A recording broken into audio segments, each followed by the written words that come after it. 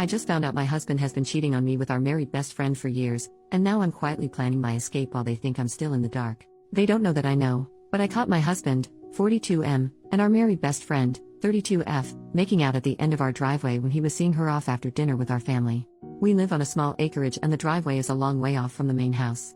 She had forgotten some crockery at the house and I decided to walk it over, because for some reason the two of them always took a while to say goodbye.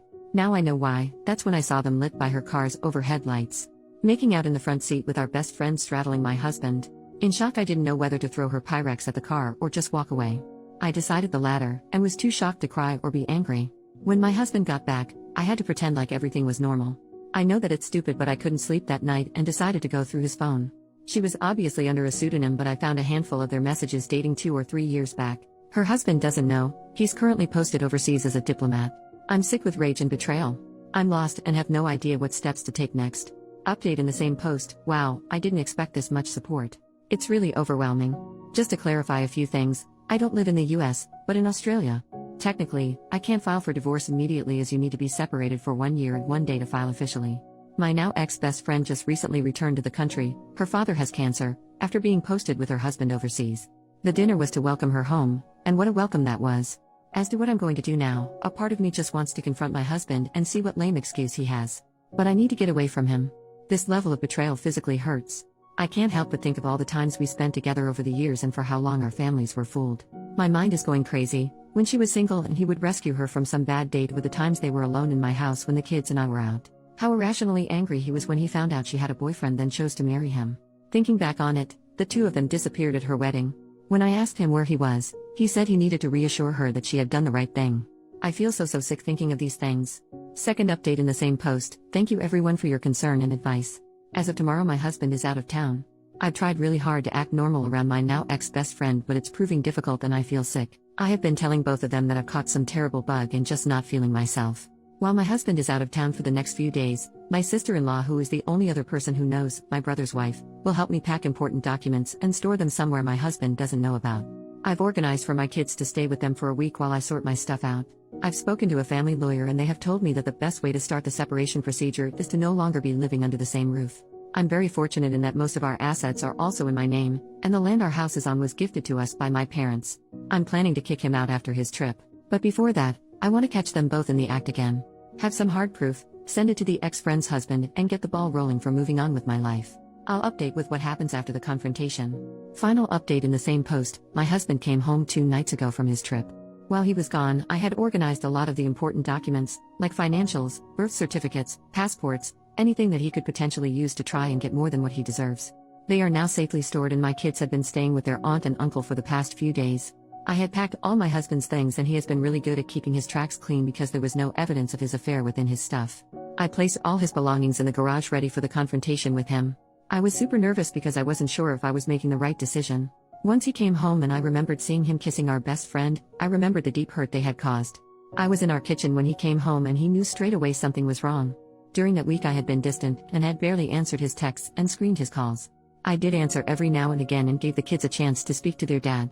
He asked me why I hadn't been responding to his texts and he tried to kiss me, but I turned away, and before I knew it, the first things that came out of my mouth were, "I want a separation." I have to admit that he didn't look very surprised when I said it. He nodded his head and said, "What do you know?" Which was just a punch in the gut, because I wanted him to deny it or say something like it was a one-off thing. I asked him to tell me everything, like when did it start? And he said they started about 10 years ago. At first it was flirtatious messaging and a sneaky kiss in the office when they briefly worked together, and the affair was on and off. She apparently always felt guilty, and her way out of that was to marry the next man that was interested in her and proposed. He admitted that they made love on her wedding day, and when he is out of town they meet. At this point I couldn't breathe and I was sobbing. I hated that the next words out of my mouth was, "Did you even ever love me?" He hesitated and said yes of course, but he was never in love with me the way he was with her. I cleared my throat and had said to him that he should tell her husband. There is no point hiding it anymore. I told him that all his stuff was in the garage and he can find somewhere else to stay.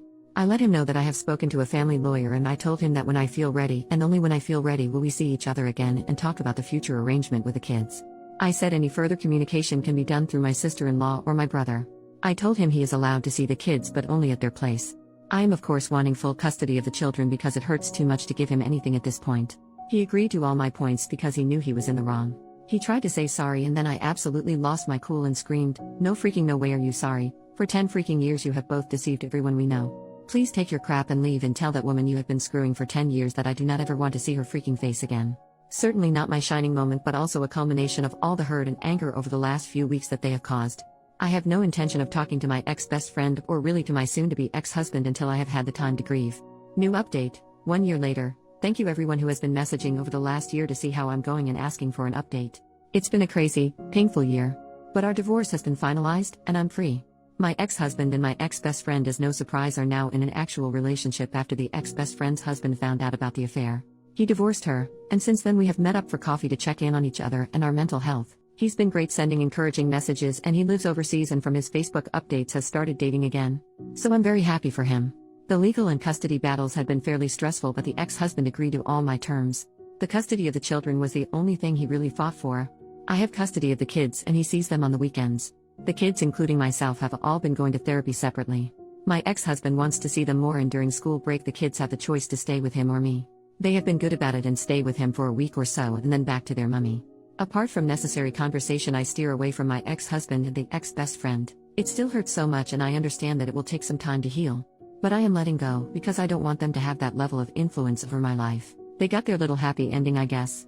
I decided to sell the property we were living in and move closer to family and friends because, as you know, it takes a village. And I have been extremely grateful for the support I have received over the last year. I'm tearing up just as I'm writing this, knowing that I couldn't go through all of this without my loved ones. And for myself, I'm happy overall, still a work in progress but grateful for life. The kids and myself have been enjoying life, and when we have the time and the money, try and take little trips here and there so the traumatic events of the divorce doesn't linger and can be replaced by good memories. Memories where they spent road trips and adventures with their mum.